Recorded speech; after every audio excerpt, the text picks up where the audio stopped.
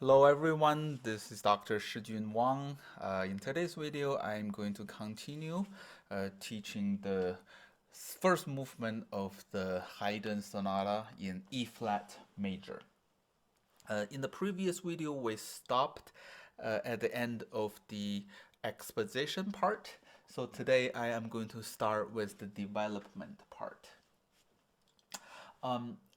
The development part really recycles a lot of the main materials from the exposition part. But in this case, in this piece, the most used material is actually not this heroic opening, but this very funny second theme. It happened in 4 different keys.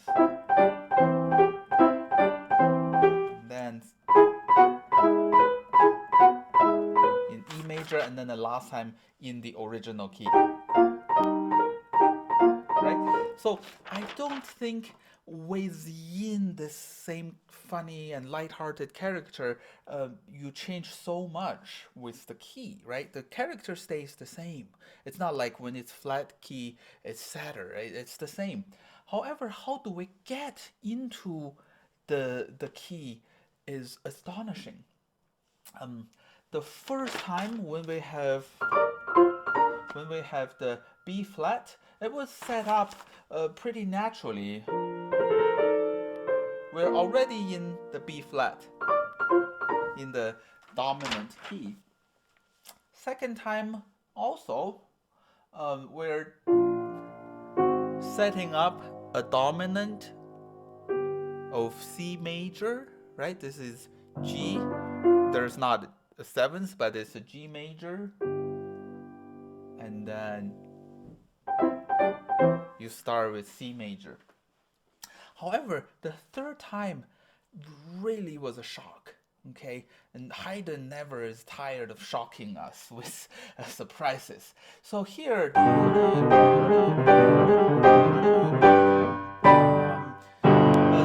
even more heroic G major, the dominant of C.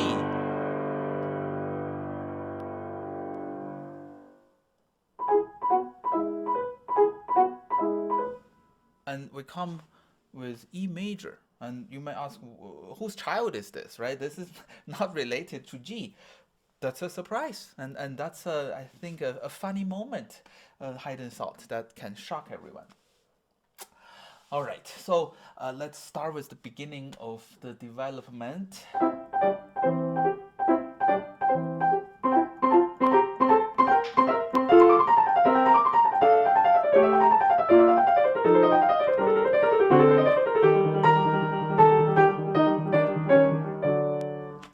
This is a quite challenging challenging section. Okay, we have to use a lot of wrist movement to push it forward, so that to push it downward actually, so that the sound is deep enough. And not only it provides a much deeper sound, it also gives us the natural undulation, the ups and downs of the melody. However, if we take a look at this carefully, how Haydn constructed the shape of the melodies is really, really ingenious. How do we decide the shape of a melody? By finding the high points and the low points, right? Usually the high points, we have a crescendo to push it on top. And so here, if we group them into 8 note groups, the top appeared on the third note. 1, 2, 3, the third note. So that's where we have the mini peak.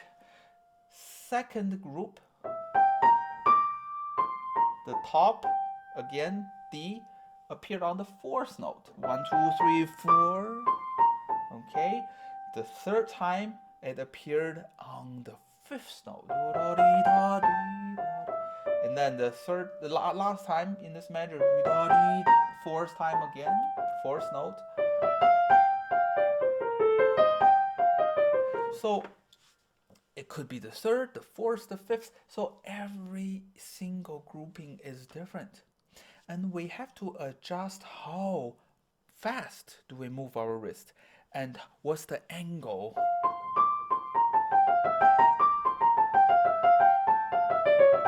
And every time is different. So we have to adjust these in a very fast tempo.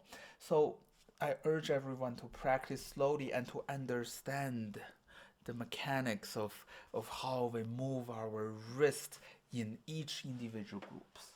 Okay, and here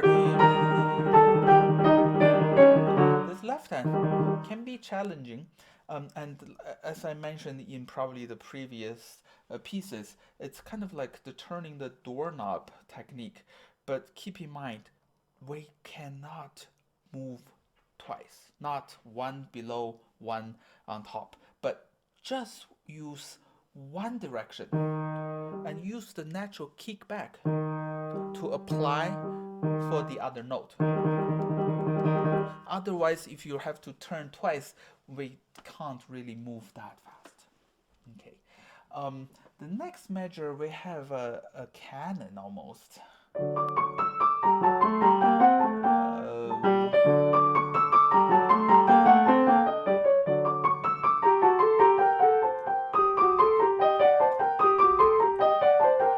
And again, whichever hand reaches the top, that's where the top of the phrase goes.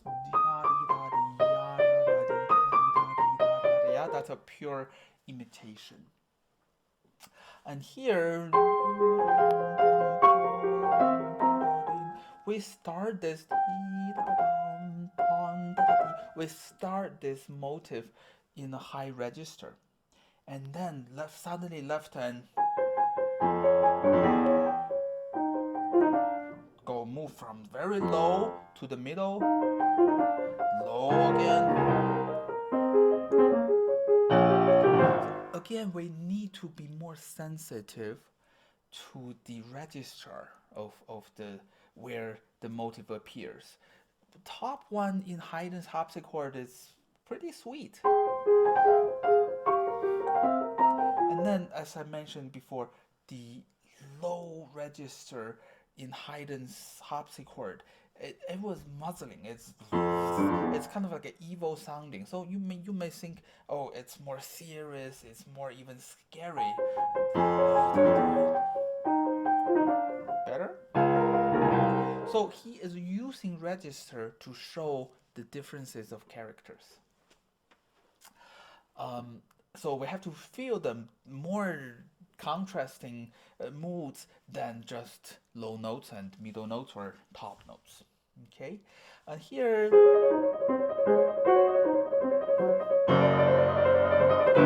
this piano section, I added some articulation to make it more lighthearted. And then suddenly again, I almost felt like the low register chords or notes, he's almost angry, but he's pretending to be angry. Right? Nothing really serious.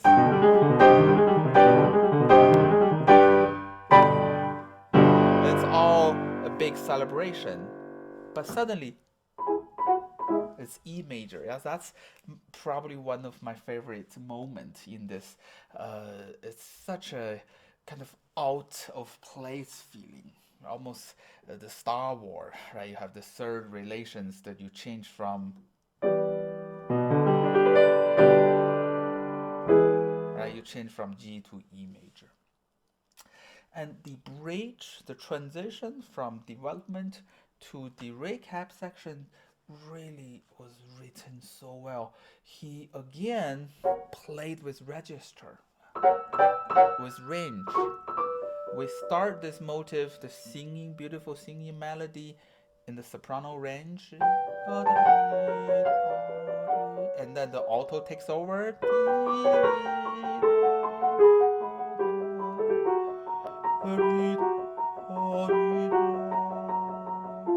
Now the tenor range,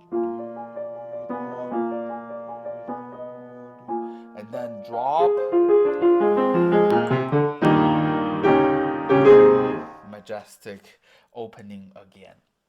So be very careful of singing in different range, different attitude, different character. Okay, of course recap has a lot of the same materials. Up until coda, it's similar.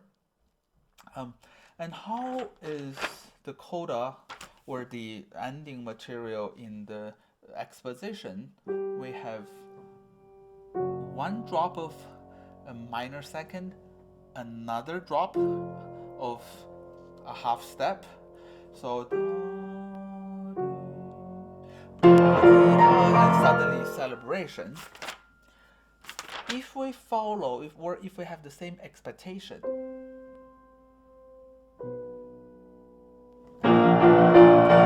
right, then that would be how a mediocre or a normal people like us would end or would write. But then see, Haydn again fooled us. A half step down, we saw this B flat, B double flat. Almost like you stepped into unknown. I almost feel like my heart dropped. Yeah, like in the airplane when there is turbulence. And went back.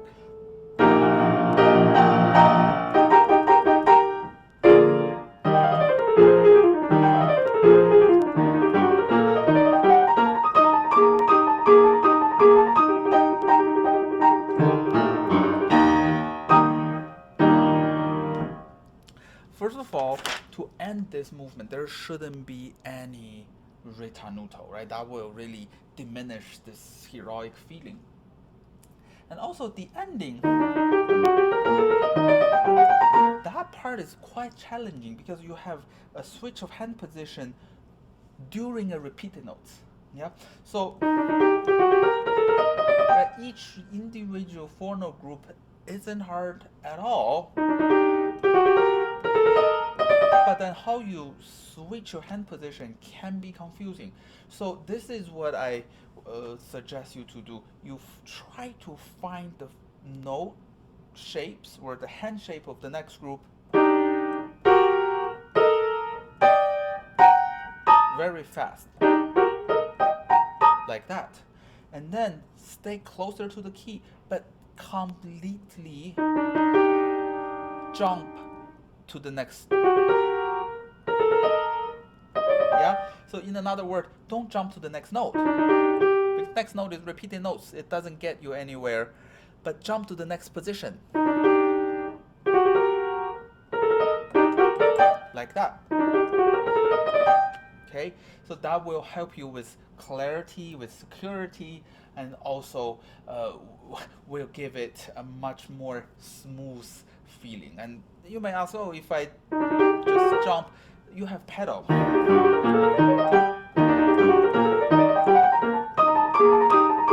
So that the repeated note doesn't sound uneven.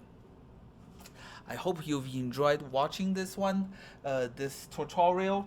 Next week, I'm going to continue with the second movement of this piece. The second movement really is such a special one with a lot of beautiful singing, but with also a lot of recitative, like speaking, like figurations.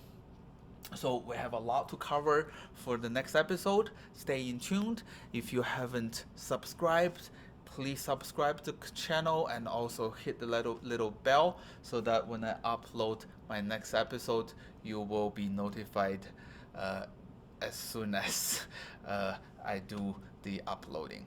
Thank you for watching. See you next week.